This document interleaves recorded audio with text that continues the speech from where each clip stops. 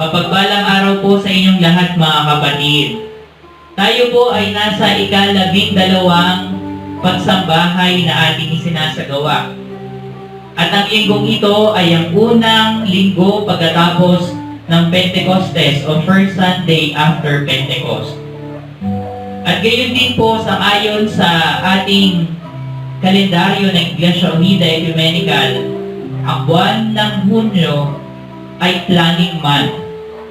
Sa mga panahong ito, sa buwang ito, sana natin ay pinagdiriwang o ating isinasagawa ang ating mga National Planning Conference, Local Planning Conference, mga first council meetings ng distrito, gayon din ng mga lokal.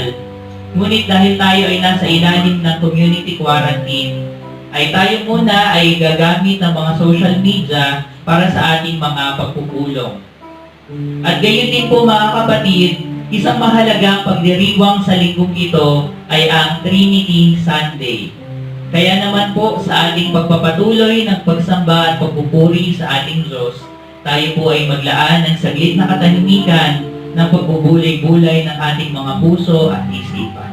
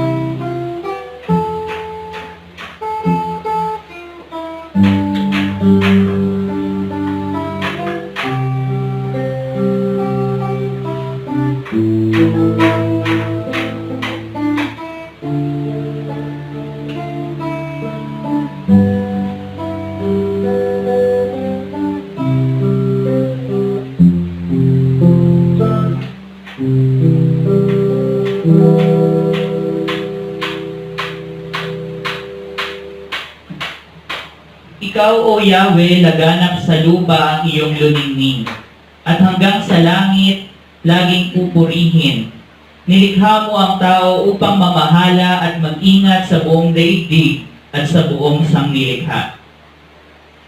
Kami ay buong pusong tutugon sa iyong tagubilin, aming Diyos, sa diwa ng pagsamba, pag-aaral, pagkakapatiran, pangangaral, pagsaksi at paglilingkod. Aming susundan ang huwarang ipinakita ni Jesucristo sa patnubay at pagsama ng Espiritu Santo. Sa buong daigdig, ang banal mong ngalan ay dadakilain. Sa mga pagkakataong pong ito, inaanyayahan na lumayo ang mga may kakayahan at atin pong awitin ng buong pagpupuri, ang mga awit ng pagpupuri.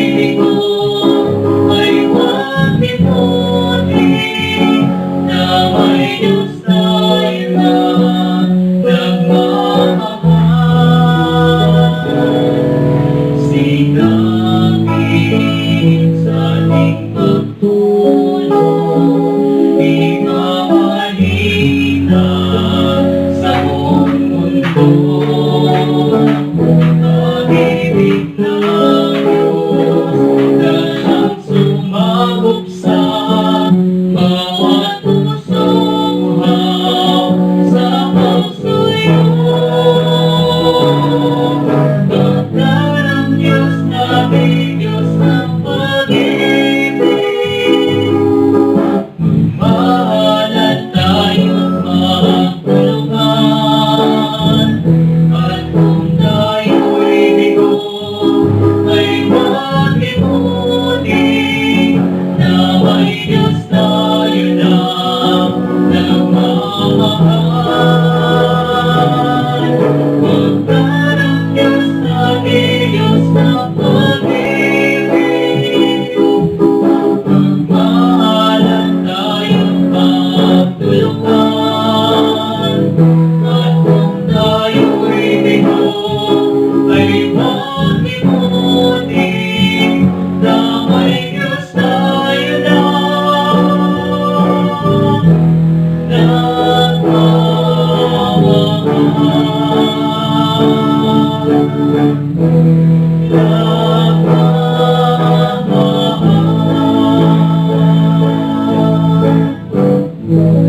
Para po sa ating pagdiriwang ng Trinity Sunday, awitin po natin ang may kasiglahan ng kabanal-banal.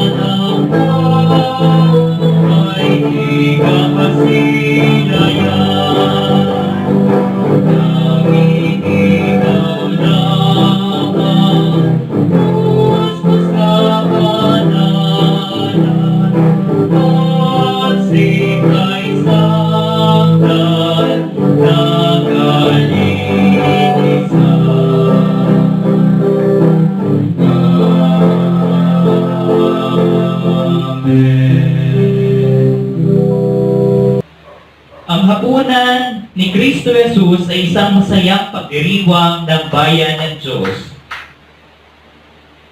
Halina tayo magsalo-salo sa dulan ng Diyos na inihanda para sa atin, na may pasasalamat sa dakilang pag-ibig ng Diyos sa atin. Dumulog tayo na may pagpupuri sa Diyos dahil inihain niya ang katawan at dugo ng kanyang anak upang tayo ay mabuhay. Dumulog tayo ng may pagluwalhati sa ating Diyos na makapangyarihan sa lahat. Amen, Amen, purihin ang Diyos. Sa mga pagkakataon pong ito, inaanyayahan ang bawat isa na tayo ay maglaan ng saglit na katahimikan ng pagdalangin sa ating Diyos.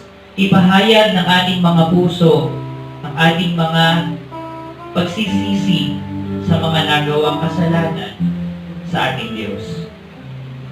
Tayo po ay magsiyukod at maglaan ng saglit na panalangin ng pagsisisi.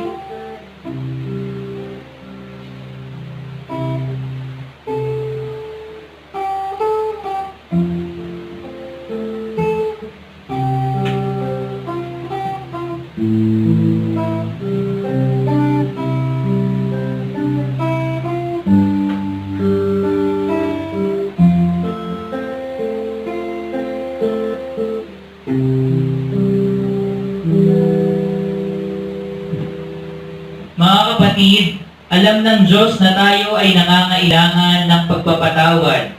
Ang sabi ni Yahweh, "Ako ang Diyos na nagpapatawad sa mga kasalanan. Dahil sa pag-ibig, aking nilimot na ang inyong pagsalansang." Mga kapatid, tanggapin po natin ang pagpapatawad ng ating Diyos. Mamuhay tayo ng malaya at pinatawad. At yamang tayo ay tumanggap ng pagpapatawad, tayo ay dumulog sa dulang ng ating Diyos ng may pagpupuri at pagpapasalamat, may pagsamba sa Kanyang ngalan. Yamang tinanggap natin ang pagpapatawad ng Diyos, batiin po natin ang ating mga kasamahan sa tahanan, ng ating mga kapatid, na sumainyo ang kapayapaan ng ating Diyos.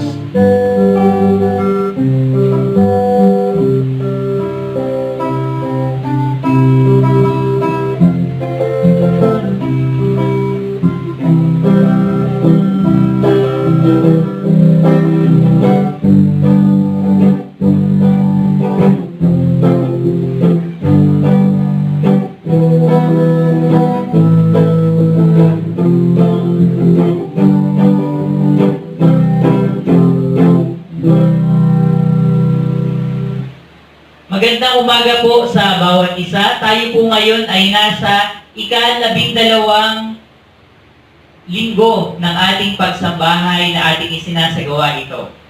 Mahaba-haba na rin ang panahon na ating isinasagawa ang pagsambahay at tayo ay nananatili sa tahanan. Bagamat ganon, ating ipinagdiriwang at ipinagpapasalamat sa Diyos ang buhay ng ating mga kapatid na sumapit sa kanilang mga kaarawan. Ating pong batiin ang ating mga kapatid na nagdiwang ng kaarawan sa linggong ito at sa darating na linggo. Ang kapatid na Sage Hesed Reyes, June 2, Jairek Mark Negrido, June 3, Virgilio Laguna Sr., June 6, Reverend Norman Suarez, June 8, Joshua Laguna, June 8, at Galilei Reyes, June 11. Atin po silang awitan ng maligayang bati. Maligayang bati sa inyong pagsilang.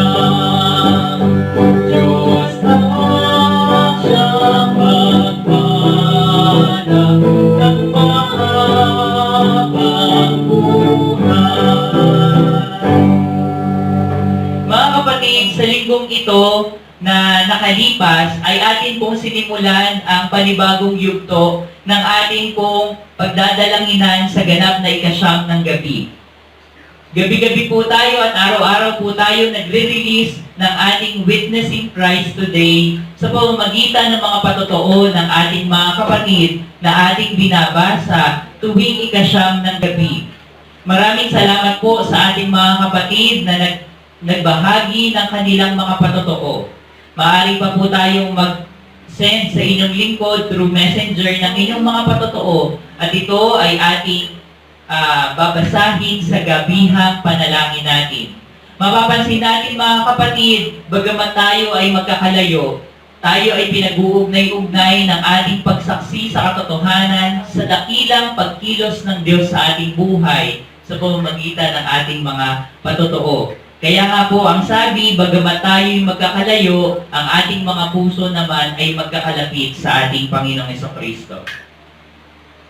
Sa pagkakataon pong ito, mga kapatid, atin pong ipinagdiriwang ang First Sunday after Pentecost at ang Trinity Sunday. Kaya po mamaya atin pong pagbubulay-bulayan ang halaga ng Trinity Sunday. Sa mga pagkakataon pong ito, inaanyayahan po na tumayo ang mga may kakayahan para po sa ating panalangin pastoral.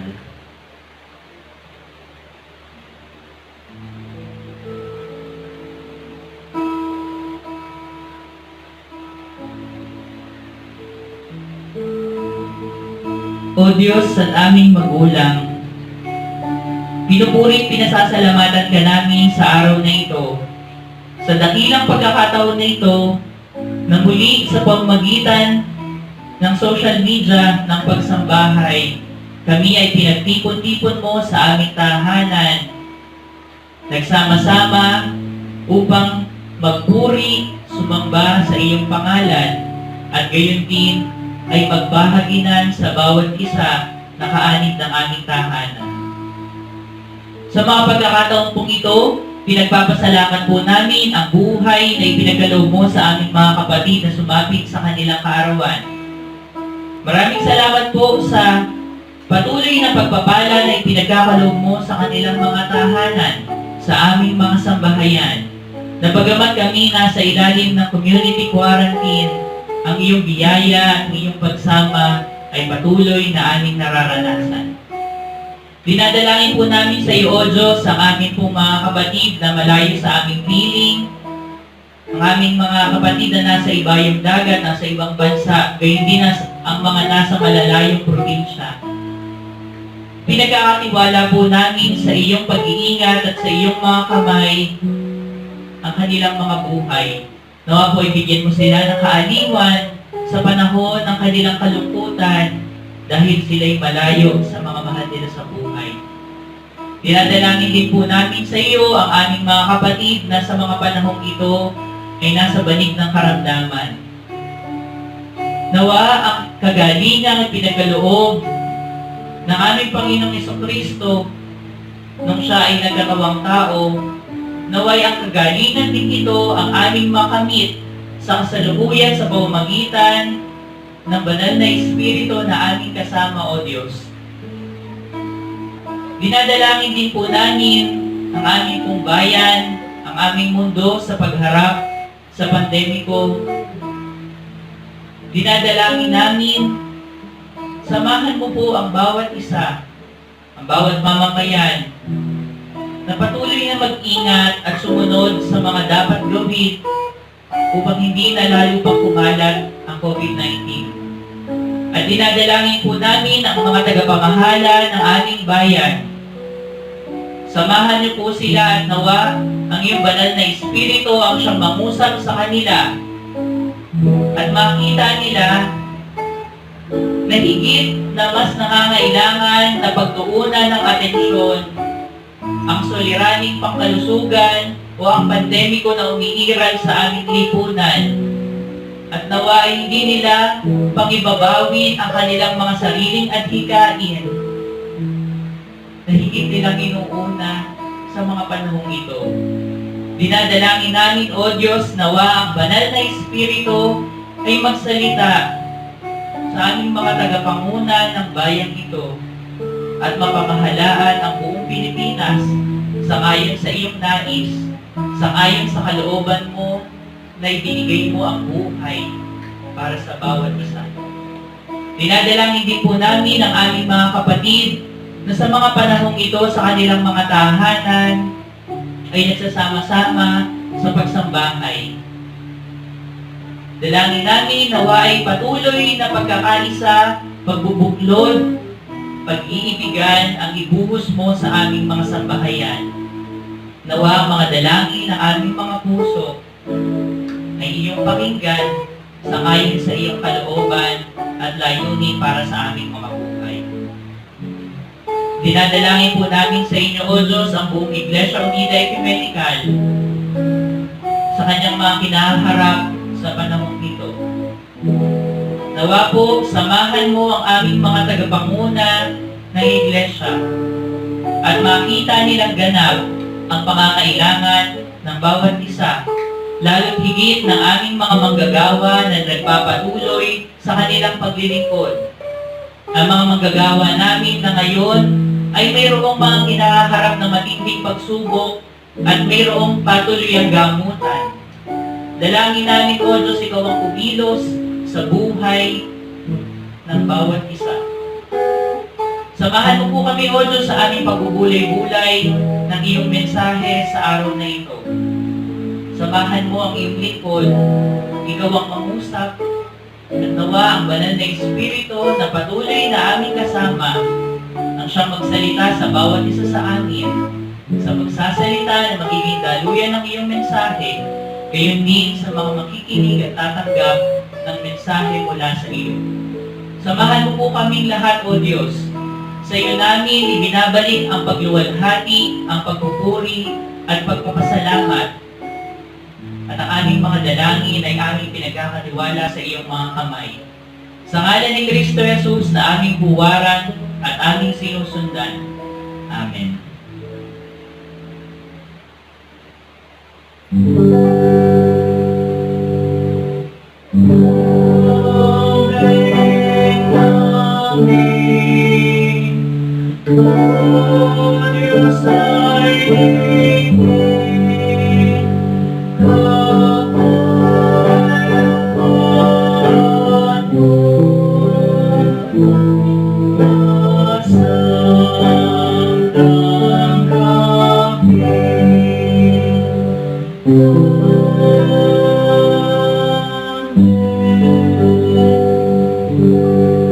Inaanyayahan po na manatili sa pagkakatayo ang mga may kakayahan para sa pagbasa ng Biblia na matatagpuan sa Mateo, Kabanata 28, mga talatang 16 hanggang 20, na babasahin ng ating kapatid na Almira Reyes.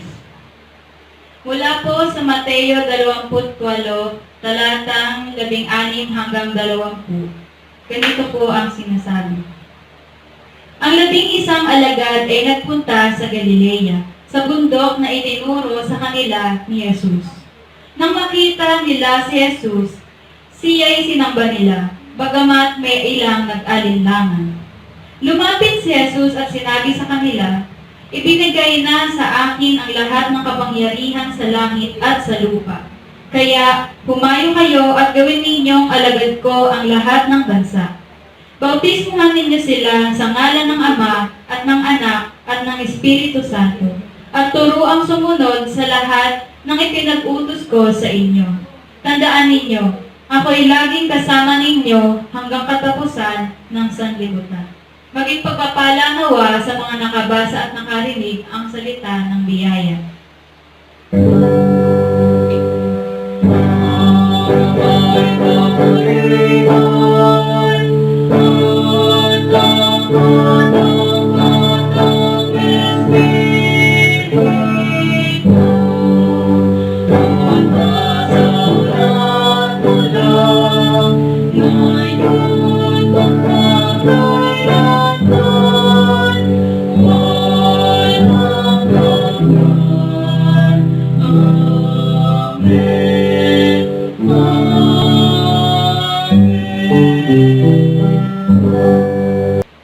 Sa mga pagkakataon pong ito, mga kapatid, marahil na-miss na natin ang ating koro.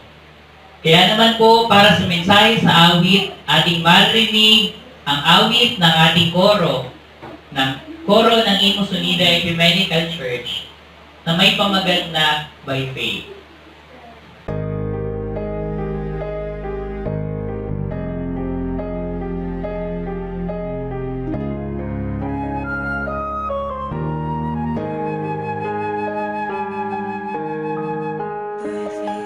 See the hand of God in the light of creation's brightest sun, in the lives of those who prove His faithfulness, who walk by faith and not by sight. By faith our fathers roamed the earth, with the power of His promise in their hearts, of a holy city built by God's own hand, a place where peace and justice reign. We will stand as children of the promise. We will fix our eyes on Him, our souls reward, till the race is finished and the work is done. We'll walk by faith and not by sight.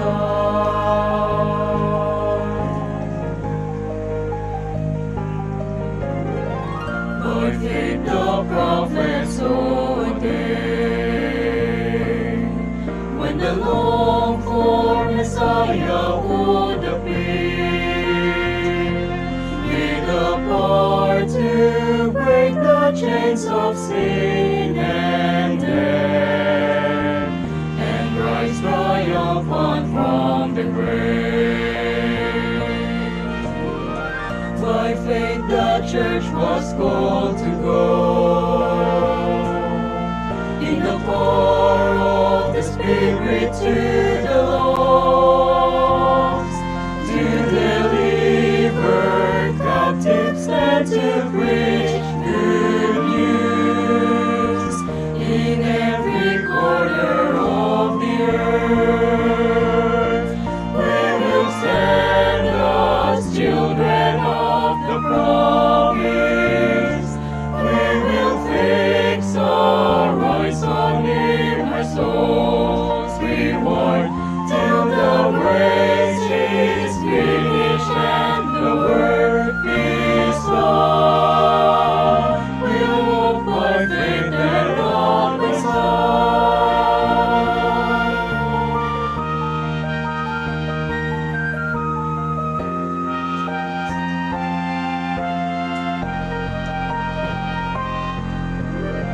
By faith this mountain shall be moved,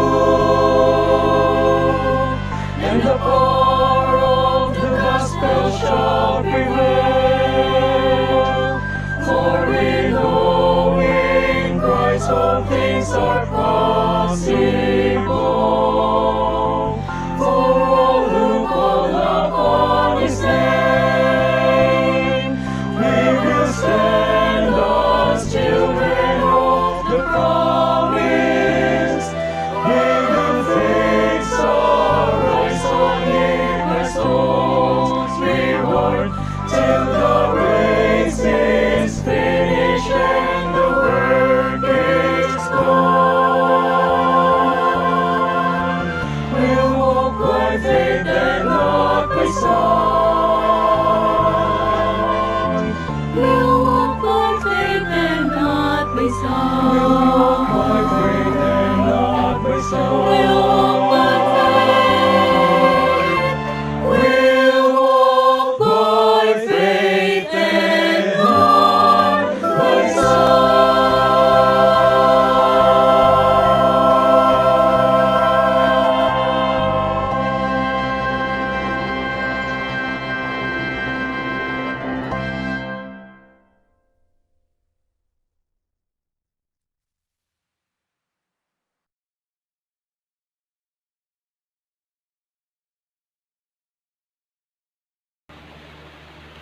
Pagpagpalang araw po sa inyong lahat mga kapatid. Tayo po ay nasa ika-12 linggo ng ating pagsambahay. At sa linggong ito ay ating pong ipinagdiriwang ang unang linggo ng Pentecostes o First Sunday of after Pentecost. Kamusta po kayong lahat mga kapatid? Dalangin ko ay patuloy na tayo ay nasa ilalim ng pag-iingat at pamamatnubay ng ating Diyos na buhay. Ang buwan ng Hunyo po ay sa ating pong Iglesia Unida Ecumenical ay buwan ng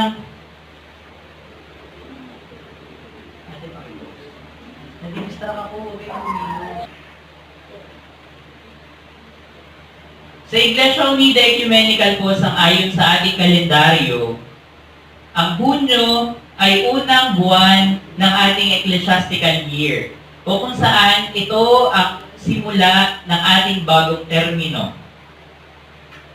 Subalit sa hindi inaasahang pangyayari dahil sa COVID-19, naantala ang ating pagtitipon noong Mayo para sa ating pong General Assembly. Kaya naman po, sa pagkakataong ito, ibinabalita ko sa bawat isa na pinagtibay na ang bawat destinadong manggagawa sa kanilang mga lokal na iglesia ay mananatili sa kanilang mga destino. Hanggang sa muli tayong magtipon para sa General Assembly ng ating iglesia. Mga kapatid, pangkaraniwan po na kapag buwan ng June, atin pong isinasagawa ang National Planning Conference, maging dito sa ating pong lokal ay ang Local Planning Conference. At gayon din ang First Council meetings ng ating distrito, gayon din po ng ating mga lokal. Subalit, dahil nasa community quarantine po tayo po ay magpapatuloy sa pagkakamustahan at pag-uusap sa pamamagitan ng Facebook, Zoom at iba pang social media channels. Sa ating pong leksyonary, ating din pong ginugunita ang isang mahalagang pagtitipon sa mga unang mananampalataya na tinawag nila na Trinity Sunday o Linggo ng pagkilala sa iisang Diyos na may tatlong kapahayagan. Tayo po ay saglit na manalangin. O Diyos at aming magulang, Ikaw nawa ang mangusap sa amin sa umagang ito.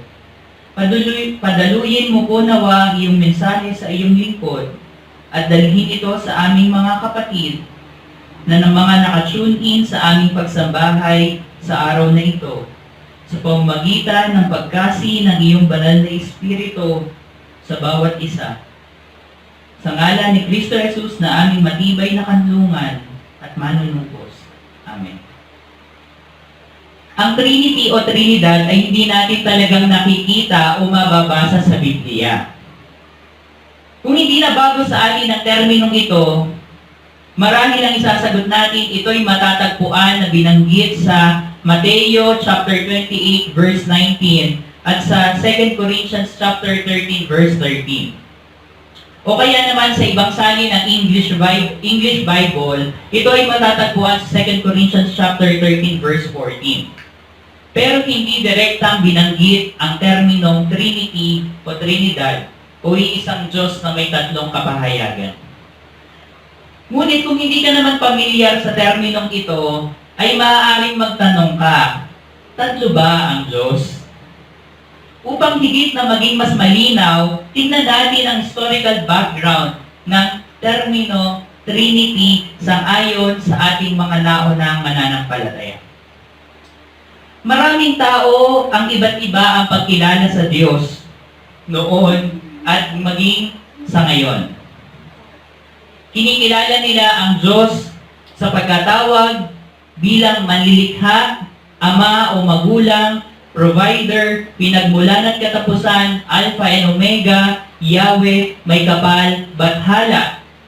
Gayon din kinikilala nila ang Diyos sa pangalang Hesukristo, anak ng Diyos, Diyos anak, tagapagligtas, manunubos, kordero ng Diyos, Panginoon, guro, hari ng mga hari, prinsipe ng kapayapaan, kaibigan, kasama, banal na Espiritu, Espiritu Santo, diwang banal ng Diyos, patnubay, mga aliw, kaagapay, at marami pang iba.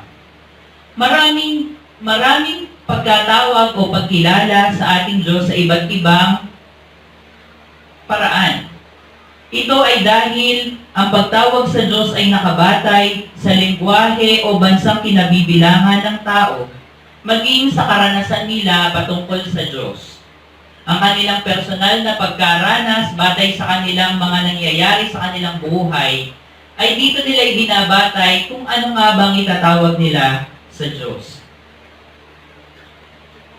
Nag-iiba-iba din ang pagtawag sa Diyos dahil sa tradisyon ng kanilang pananampalataya, maging ng mga itinuturo ng mga tagapagturo nila noong unang panahon.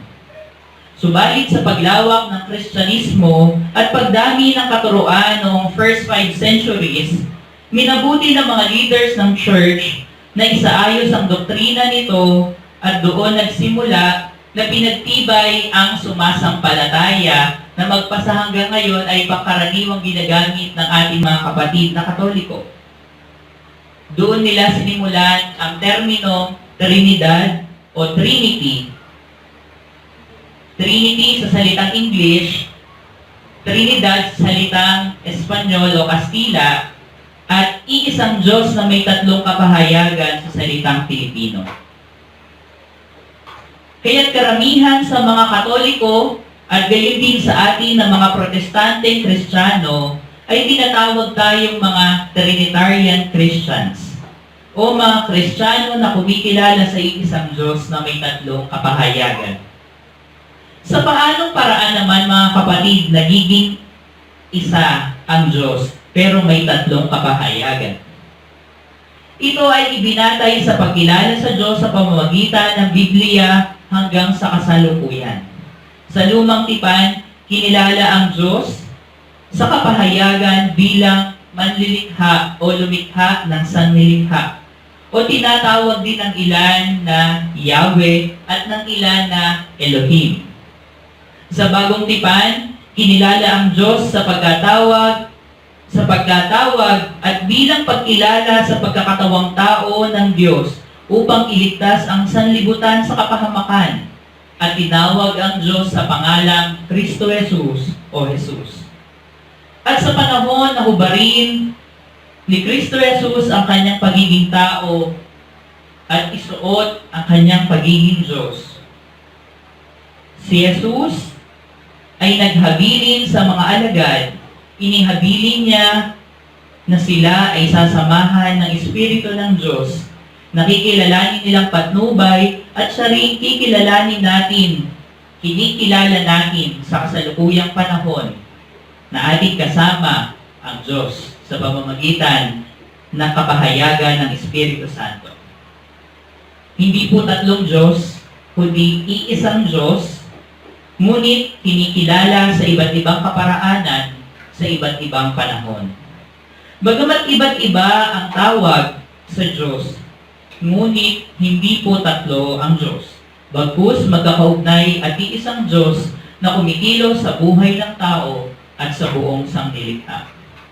Sa ating pong sandigan ng pananampalataya ay pinaigting ang pagkilala sa iisang Diyos na may tatlong kapahayagan. Inaanyayahan ko po ang bawat isa na sabay-sabay nating sabitin ang unang tatlong talata.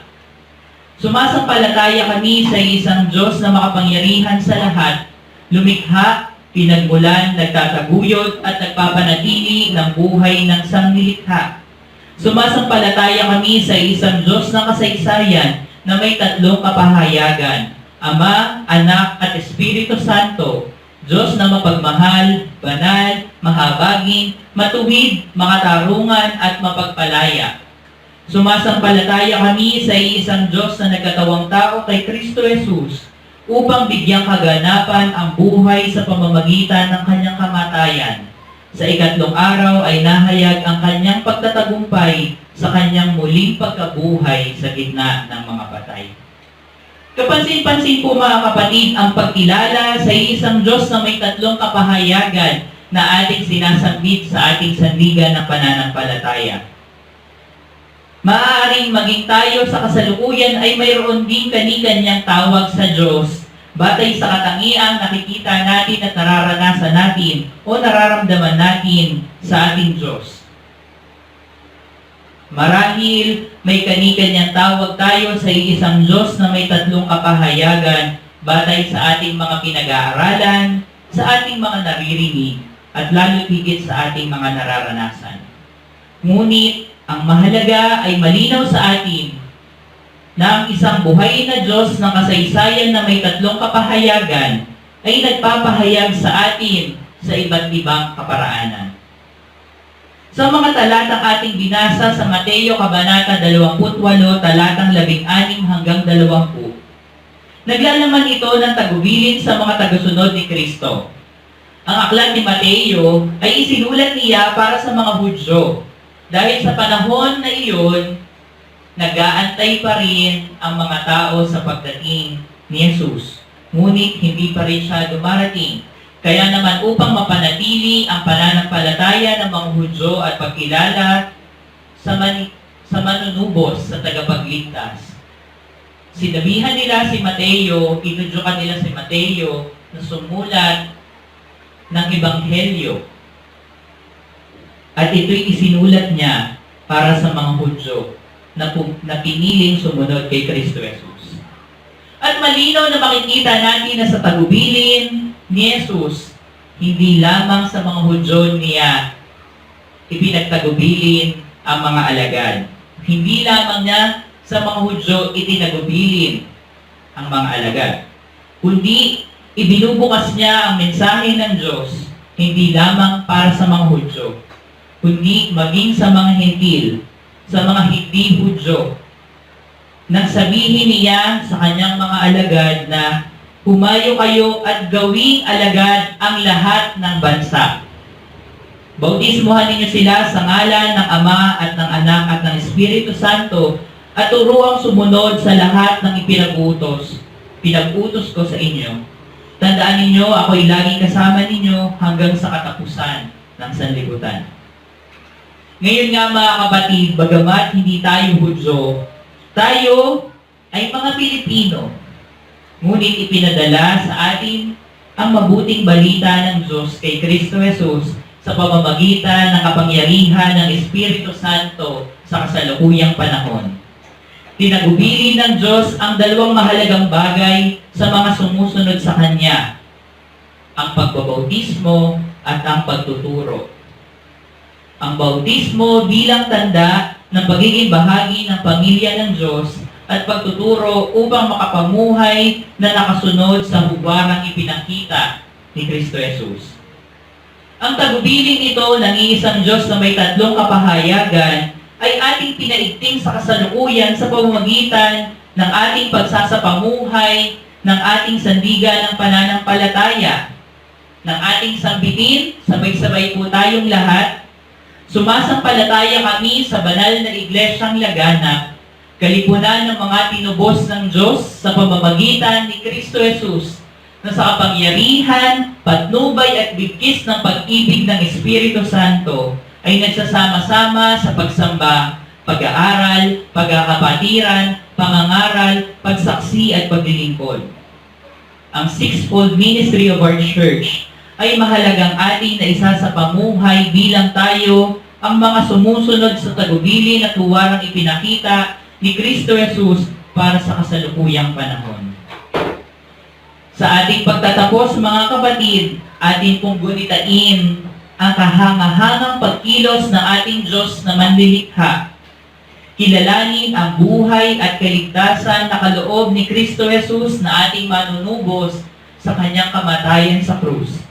At damhin ang pagsama at pamamatnubay ng Espiritu Santo na ating mga aliw sa pamamagitan ng ating sama-sama at pagsasalo-salo sa hapag ng Diyos na inihanda para sa ating lahat, bilang tanda ng paanyaya sa atin na makibahagi sa sambahayan ng Diyos. Tanda ng biyaya ng kaligtasang kaloob ng Diyos at tanda ng pagkakapantay-pantay, pagkakaisa, pakikiisa, at tipan ng Diyos sa bawat isa sa atin. Sa ngalan ng Diyos na manlilikha, manunubos at mga aliw. Amen.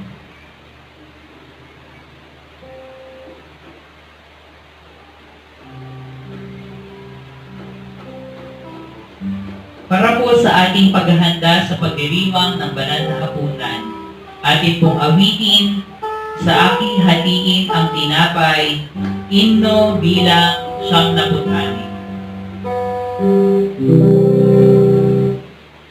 Sa aking hatiin ang tinapay, gaya sa pangibahagi na sa salita'y aking natagpuan. Ikaw ang malaging nabubuhay.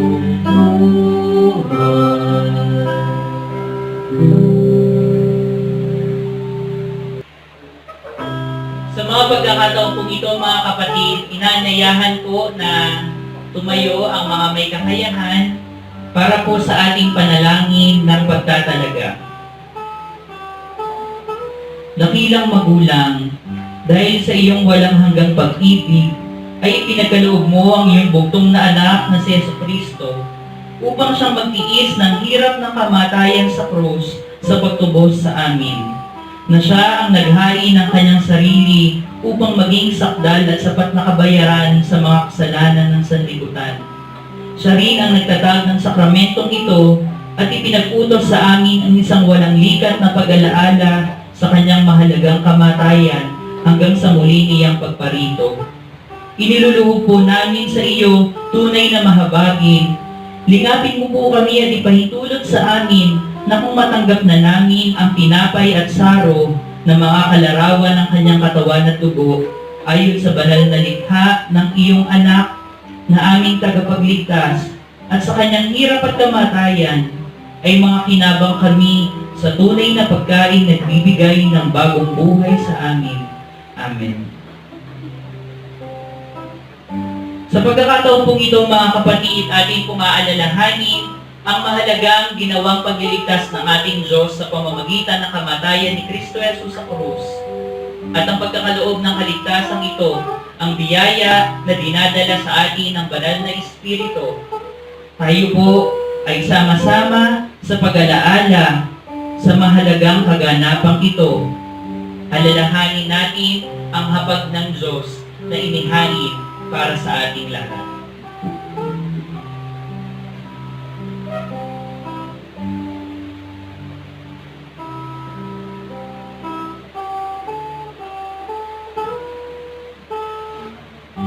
Mga kapatid, sapagkat tinanggap ko sa Diyos, ay ibinibigay ko sa inyo.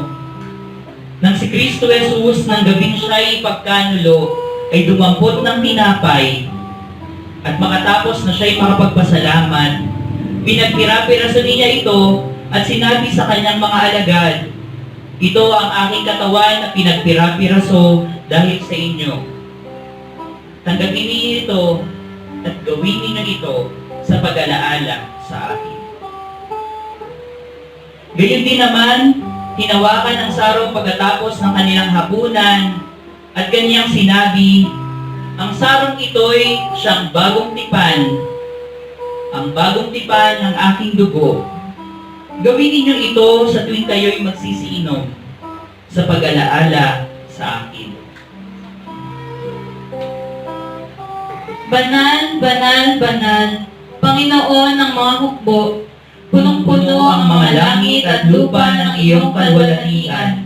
Ang buong pagluwalhati nawa ay mapasaya lamang, O Panginoong kataas-taasan. Hallelujah, Hallelujah, Hallelujah, Hallelujah, Hallelujah, Hallelujah, Hallelujah, Hallelujah. Sabay-sabay po nating bigkasin ang pagpupuri sa ating Diyos. Luwalhati sa Diyos sa kataas-taasan at sa lupa ay kapayapaan. Mabuting kalooban sa mga tao. O Panginoong Diyos, Hesukristo, Kordero ng Diyos, na inaalis mo ang kasalanan ng sanlibutan, mahabag ka sa amin.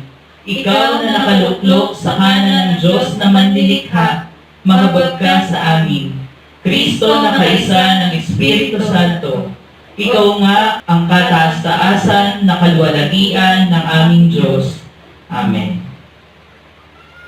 Sa mga pagkakataon pong ito, mga kapatid, inaanyayahan po natin ang ating mga magulang sa tahanan.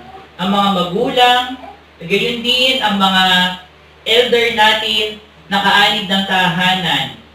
At gayon din ang mga manggagawa na nasa loob ng tahanan upang pagpira-pirasuhin ang tinapay na inyong inihanda at ipamahagi sa lahat ng kaanib ng tahanan. Gayon din po, ipamahagi ang saro bilang tipan ng ating Diyos.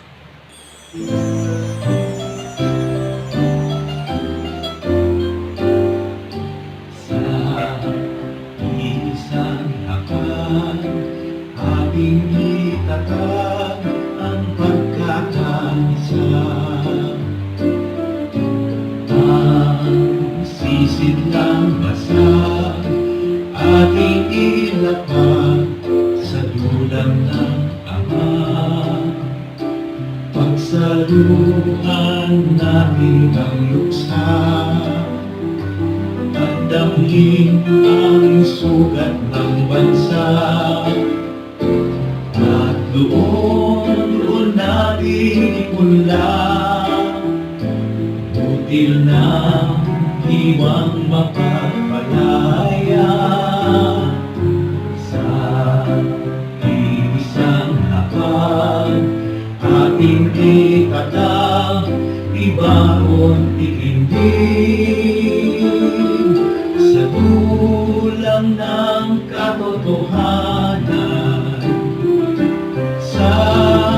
sahig ng katarungan. Doon natin ipagdiwan kapayapaan ang Mga kapatid, sa pagkakataon pong ito, ang tinapay na pinagpira-piraso at ibinabahagi ngayon sa atin bilang tanda ng pagkakapantay-pantay ng pagliligtas ng ating Diyos at ang pakikiisa ng ating Diyos sa ating mga buhay. Atin pong tanggapin at ganin ang tinapay na ito na larawan ng katawan ni Kristo na nabayubay sa bundok ng Kalbaryo sa ikatutubos ng ating mga kasalanan at sa pakikipagkaisa sa atin ng Espiritu Santo. Atin pong tanggapin at ganin.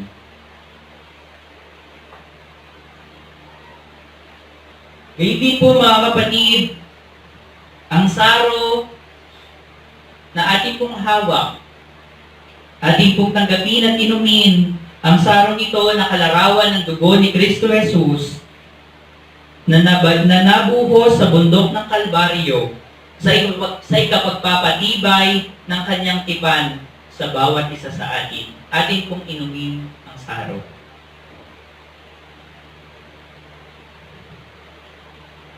Inanyayahan pong tumayo ang mga may kakayahan at sama-sama po tayo sa panalangin ng pasasalamat. Makapangyarihang Diyos, pinasasalamatan ka namin sa pamamagitan ng inyong anak upang kami ay mabuhay. Palakasin mo kami ng iyong Espiritu upang mapaglingkuran ka namin sa pananampalataya at pag-ibig, sa salita at sa gawa, sa pangalan ng aming Panginoong Hesukristo, na nabubuhay at nagahari kasama mo at ng banal na Espiritu, ang kaluwalhatian sumaiyo lamang nawa. Amen. Mga kapatid, tayo po ay dadako sa ating pong mga pagkakaloob. Muli po muna natin titipunin ang ating mga ikapu, pangako at mga kaloob sa ating Diyos. At ito po ay lilikumin ng ating ingat yaman sa mga panahon na kanyang itatakda. Sa pagkakataon pong ito, ilagay muna po natin sa isang lalagyanan ang ating mga ikapu bilang tanda ng ating katapatan sa ipinagkatiwala sa atin ng ating Diyos. Ipunin natin ang ating mga kaloob bilang tanda ng ating pasasalamat at ng ating mga pangako sa ating Diyos. Tayo po sa ating paghahandog. Ibigay ninyong buong buo ang inyong mga ikapu upang matugunan ang pangangailangan sa aking templo. Subukin ninyong gawin ito kung hindi ko buksan ang mga durungawan ng langit at ibuhos sa inyo ang masaganang pagpapala. Atin pong awitin ang awit ng pagkakaloob, ang aming kaloob.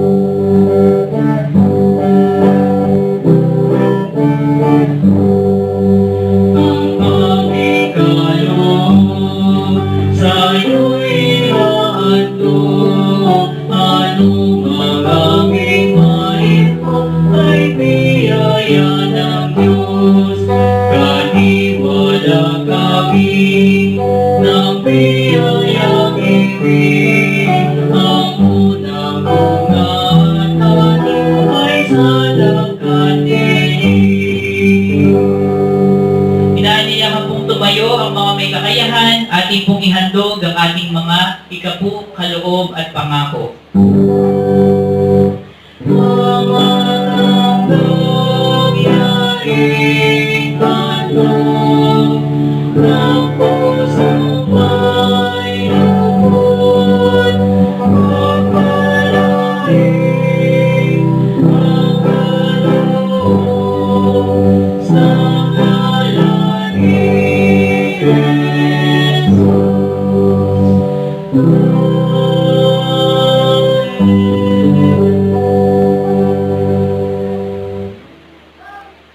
Makakaupo na po ang kapulungan at ating pong awitin ang awit ng pagtatalaga o pag-ibig na dakila ito bilang dalawang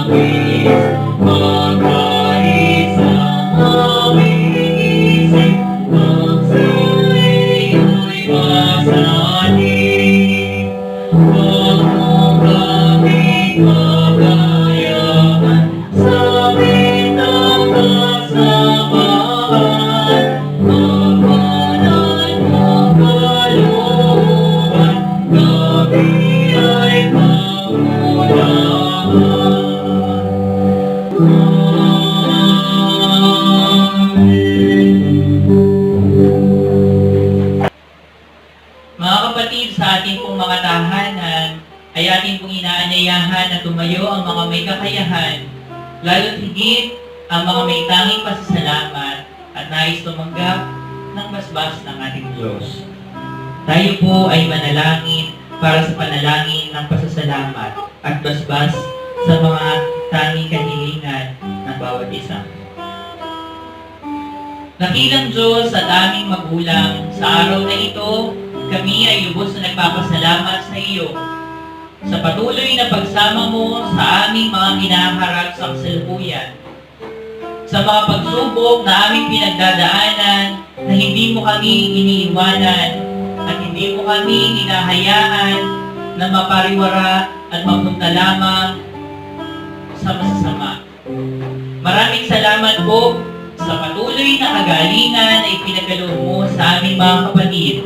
Gayon din po, pinagpapasalamat namin ang mga karagdagang taon ng buhay na ipinagkaloob mo sa aming mga kapatid.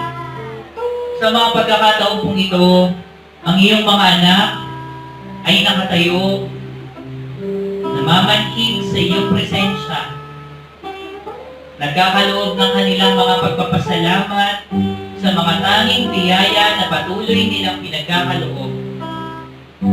Dalangin namin, O Diyos, nawa ay yakapin mo ang bawat isa at ibuhos na ganap ang iyong masaganang biyaya, ang iyong pag-ibig, ang iyong pagsama sa bawat isa na nagtatalaga ng mga sarili, nagtatalaga ng mga buhay sa iyo, sa paglilingkod sa iyong ngalan, at pagtulong, pakikiisa sa aming kapwa.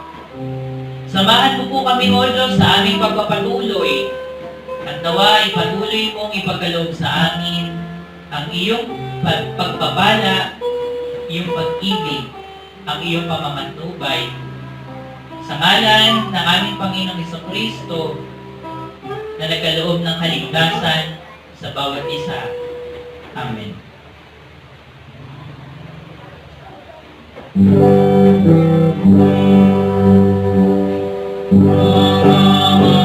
Ay kapulitan, unang Espiritu Manan, ng mga nawawilanan, at ang kanan sa langitan.